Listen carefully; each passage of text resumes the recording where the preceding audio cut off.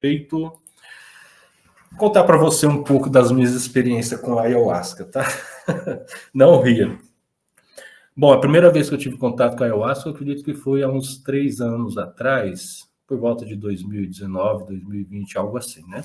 Nessa primeira experiência, foi num ambiente preparado, com uma pessoa que fazia esses rituais ali naquele ambiente, né? Geralmente ela marcava um dia, o horário, e algumas pessoas se reuniam, né? Tinha uma taxinha ali de colaboração, e era administrado ali o uso da ayahuasca para essas pessoas. Na primeira experiência que eu tive com ela, a gente fez uso da sananga, né? Que é tipo um colírio que eles usam ali para limpar os olhos, né, algo assim. E também o rapé, né? Que é algo que a gente ingere pelo nariz, que também serve para dar esse estado de relaxamento, certo? E depois eles administram ali a ayahuasca.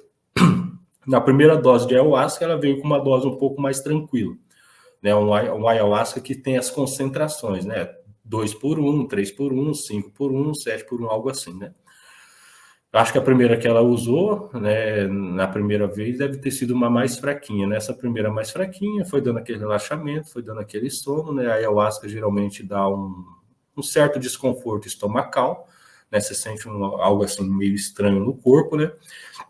E o que se sabe sobre os estudos da ayahuasca é que ela libera no seu cérebro, né? Ela abre a sua pineal, libera no seu cérebro o DMT, dimetiltriptofano, algo assim, né? Que é uma substância que geralmente é liberada pelo seu cérebro no seu nascimento, no momento da sua morte, algo assim. Os estudos falam sobre isso. E nessa primeira dose que ela administrou, foi dando aquele sono, deitei e tal, e não que eu tenha dormido, mas minha consciência projetou-se para dentro de uma nave, né? E dentro daquela nave tinha outros seres ali, parecidos com arcturianos, e aparentemente naquela nave eu era como se fosse o comandante deles, né? O comandante da nave ali, a gente trabalhava em conjunto, certo? Essa foi a primeira experiência da primeira dose. Aí na segunda dose ela perguntou como é que foi. Foi bem tranquilo e tal. Ela teve a brilhante ideia de administrar uma dose um pouco mais forte, né? Aí foi paulada. Foi interessante, porque o meu interesse mesmo era só ter uma experiência fora do corpo, um desdobramento astral. Eu queria ver, né, o astral. A gente ouve falar tanto, a gente é curioso e quer saber como é. E perfeito, né? Conforme a ayahuasca foi subindo, conforme a pineal foi se abrindo e os processos foram acontecendo, o astral estava tão físico quanto, né, a nossa realidade. O que eu via de olhos abertos, eu fechava o olho e continuava vendo, né, apenas com o olho da mente, né, toda a realidade ali. E nessa experiência, né, dentro daquele local, né, não posso falar para você que era real.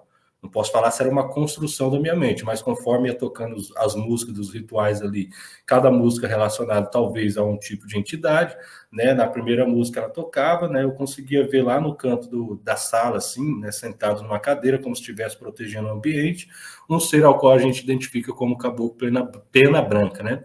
E daí foram acontecendo vários processos, né? Depois trocou a música Om Padme Hum, e nessa música a minha consciência, ou pode ser que tenha vindo, não sei, Kuan Yin, né? Nossa, na minha visão era linda.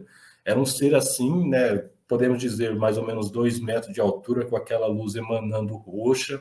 Só que não era assim, é algo muito, sei lá, é como esses designs de inteligência artificial hoje, porque emanava luz de todos os lados, mas não nesse padrão que a gente está acostumado a ver. Era um tipo bem psicodélico mesmo, algo bem diferente.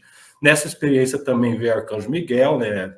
Baixou ali onde eu estava, né? Conversei telepaticamente com ele, né? E sumiu, foi fazer o trabalho dele, foi para onde tinha que ir, e eu conseguia conversar na minha mente com consciências exteriores, né?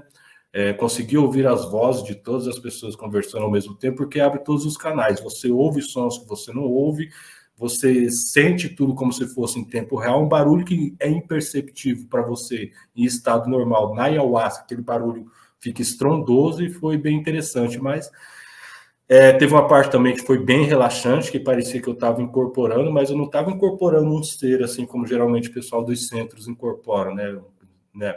Aparentemente ali tinha uma outra consciência comigo, dentro de mim, né? Ao mesmo tempo, mas não dominava o meu ego, não dominava o meu ser, estava comigo ali.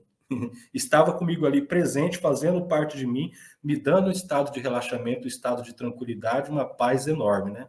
Certo, até aí estava tudo legal. Também projetei, né, dentro da minha mente, eu queria saber como que era a fonte, me levou para um lugar assim que era um monte de rodas, círculos, algo indescritível, algo bem complexo. Também teve as questões de revisão de consciência, né? Eu estava meio brigado com algumas pessoas na época, e aquilo foi cobrado na minha mente naquela hipótese, naquela ocasião. E também teve a parte daí onde praticamente era o final do processo, né? O final do processo aí começou a ficar difícil, ficou ficar complicado. Porque daí a Matrix, né, a nossa realidade, né, o tecido espaço-tempo, que nem você pode ver aqui, dá para você ver o que tem aqui atrás. Mas tudo isso ali, a partir do final do processo, começou a sumir. E só o que apareceu para mim era o holograma quântico, né? Como no filme Matrix, como se estivesse dentro de um holograma mesmo, sem chão, sem parede, sem nada, só as vibrações do holograma quântico, né? Nesse momento eu pedi, né, para ir no banheiro, me ajudaram, me auxiliaram a ir até o banheiro, eu me fechei no banheiro, comecei a jogar água no rosto, porque começou a ficar insuportável para mim, comecei a jogar água no rosto, beber água, tentar fazer com que o efeito da ayahuasca passasse para que eu voltasse para minha consciência normal, né? Como demorei um pouco no banheiro, ficaram preocupados comigo, tal, saí do banheiro, voltei lá, e aos poucos o efeito dela foi passando, né? Mas foi algo assim bem diferente, né? Bem estranho. E depois, com o tempo, a gente acabou fazendo umas experiências aí, comprando uma ayahuasca por conta e fazendo umas experiências por conta, algo que eu não indico para ninguém, é perigoso. A gente não temos relatos públicos, né, de mortes que acontecem com esses processos, de pessoas que administram altas doses e acabam entrando no que se chama overdose, ali não sabendo lidar com tudo aquilo. Mas eu tentei fazer algumas experiências sozinho. Algumas eu tive sucesso, outras eu tive fracasso, algumas foram interessantes, outras não, até que eu decidi, né, falei, não, vou parar com isso, né, vou parar com isso, vou trazer minha consciência aqui, viver na realidade, fazer o que eu tenho que fazer consciente, se for para mim ter esses tipos de experiências, que seja sem o uso de um enteógeno, se for para me ver com Anin, Miguel, seja lá quem for, que seja sem precisar usar um tipo de droga que altere a minha mente, né. E numa das experiências que eu fiz, administrei sozinho, eu consegui conversar com o Demiurgo na minha mente, ele querendo que eu idolatrasse, que eu adorasse, que eu o visse como único Senhor, e eu debati com ele, falei, eu só respeito a um Deus, esse Deus é o eu sou, que pertence a mim, eu não me curvo perante você. Em outras experiências eu consegui contato com comandantes de fora, né, eu conversando com eles telepaticamente, né, dava para mim fazer perguntas e eles me respondiam. Outras experiências eu pedi para ver meus registros da caixa, tinha um ser energético do meu lado, me levou para um computador enorme, cheio de teclas, cheio de coisas assim que minha mente não conseguiu processar, eu não entendi nada. Falei, então o registro da caixa está tudo armazenado aqui dentro de um computador quântico, né? E tudo aquilo era no local onde eu estava. Eu estava deitado no chão, né? Após ter tomado, ele estava deitado no chão, com a minha mente eu fazia esses pedidos e isso acontecia e eu saía daquele plano físico do chão e o plano astral se mostrava ali onde eu estava, só que numa frequência diferente. Isso foi muito interessante, né? Teve experiências que eu desci, vi coisas lá de baixo e foram várias, né? Até que eu falei, não vou fazer isso mais não. Se isso for para acontecer, se for para mim ter esse tipo de experiência, que seja consciente, né? Que seja consciente e sem o uso de algo que altere a minha consciência. Até porque dentro da ayahuasca mesmo teve muitas vezes ali de, né? Dar tipo uma, como que eu posso te dizer? Sabe aquelas pessoas que ficam histéricas, assim, agoniadas, aqueles dependentes químicos que saem igual louco, assim, que então, né, transtornado, já aconteceu comigo na ayahuasca, né, de ter esse tipo de transtorno, né, e ter que, né, esperar passar o efeito ali para mim não sofrer tanto, né, acontece essas coisas também. Bom, ainda voltando sobre as questões da ayahuasca, né? Bom, se você pergunta para mim, Thiago, você sugere, você indica, você orienta que se faça esses procedimentos? Olha, particularmente não. Particularmente não, mas assim, a gente tem que respeitar o livre-arbítrio de todo mundo, né? E as experiências pessoais nem sempre são semelhantes, nem sempre são parecidas. Às vezes a pessoa tem a curiosidade, eu sou como que eu posso te dizer, um pesquisador, e para mim saber se algo funciona, antes de tudo, tem que ir lá e provar para ver se realmente funciona, né? Se realmente o que aquilo vai causar em mim.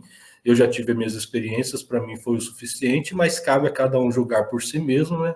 Se é interessante ou não passar por certos procedimentos para ter por si mesmo as suas próprias convicções e as suas próprias interpretações dos incidentes, né? Mas se perguntarem para mim, você orienta? Olha, se você tiver alguém de confiança, que faz um trabalho sério, né, e você quiser passar pela experiência, é muito pessoal de você, né?